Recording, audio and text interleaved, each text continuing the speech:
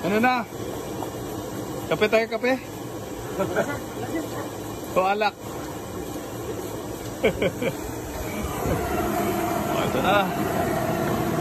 Kiskisan. Ito yung mga magulang ng mga maliliit na kiskisan na kinikiskisan nila. Galing itong cage.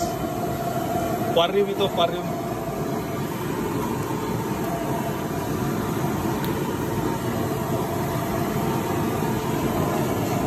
Ito naman ang magluto nito. Siyempre magkainit ka ng tubig. Kapag nagpulo na, saka mo ilagay yung balat. Kasi pag malamig yung tubig, ay magkakulubot talaga yan. Pero dahil mainit ang tubig, mag-expand yan siya, yung katawan niya, magkulog yan. Laki naman ng bawat isa, ganito yan. Ganyan siya kalaki. Siguro nung sariwa, mga 0.8 yan. O 0.8, 1,000. Kaya kung ako sa inyo, ay mag-invest na tayo sa balat. Pagawa na ng aquarium para meron tayong ganitong balatan. Ano yung oras? Hindi natin na orasan. Nerd! Anong oras, Nerd? Anong oras dyan sa relo mo? Ha? 9:55. So ibig sabihin, sinalang natin ito nung mga 9:50.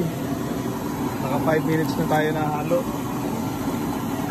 Tutuin natin siya ng syempre secret lang muna kung ilang oras o ilang minuto natin ito lulutuin. Sa mga suki lang ito tinuturo. Pero yung mga hindi suki na gusto rin malaman ito, magtanong lang. Okay, like na lang video natin. Diba? Subscribe yung YouTube natin na Cucumber para mas makapanood pa kayo ng mas maraming paraan ng pagluluto ng kiskisan. Papakita ko rin sa inyo ito, yung finished product nito. Siguro mga 1 linggo mo lang ngayon.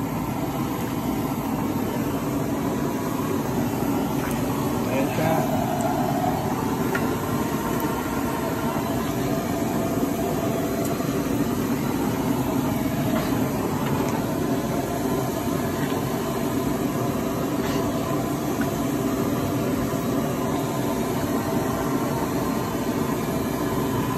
Ngayon naman, kunin natin yung takip kanina para takpan natin.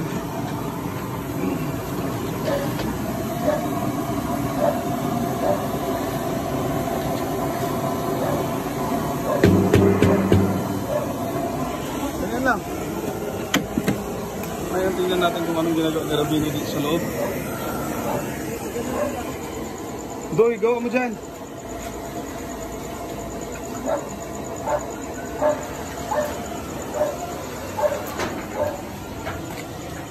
Sir, ito yung ano? Buli.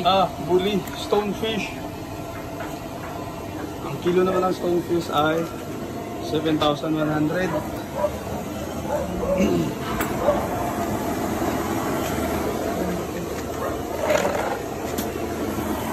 So, ganun lang. Mga Cucumber. Ito yung hanginan natin kanina, nakaburo na. Pinagyan ng asin. So, ganito kalaki. Ang bayad natin dito, 200 pesos. So, ito pala yung 200 pesos. Dito, mga 30 pesos lang. Ito naman ay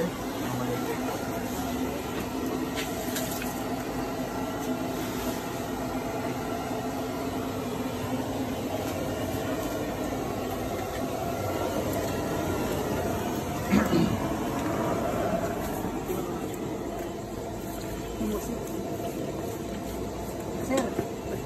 ano na? I-upload ano natin sa YouTube ito. Sobre plain na vlog. Yes. Ano pa, ano? Ka-vlogger? Oo.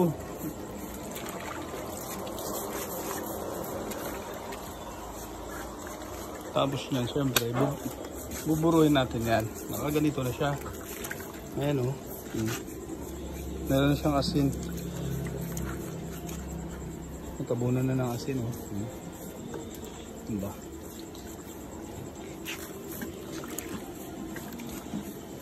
Sila rin mismo yung nanguha ng balatan na yan.